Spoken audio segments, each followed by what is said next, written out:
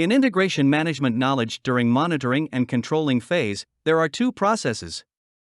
One of this is monitor and control project work. Monitor and control project work is the process of tracking, reviewing, and reporting the overall progress to meet the performance objectives defined in the project management plan. The key benefits of this process are that it allows stakeholders to understand the current state of the project, to recognize the actions taken to address any performance issues, and to have visibility into the future project status with cost and schedule forecasts. This process is performed throughout the project. The desired outcome or output of this process are work performance reports. For our reference, after gathering work performance data, we are now able to make work performance information.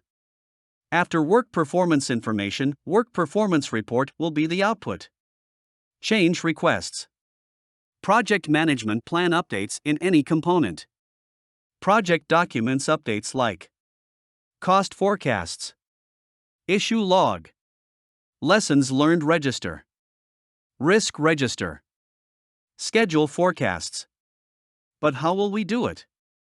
Firstly, we need some inputs of the following: project management plan from any components, project documents like assumption log, basis of estimates, cost forecasts, issue log, lessons learned register, milestone list, quality reports, risk register, risk report, schedule forecasts, work performance information like mentioned earlier.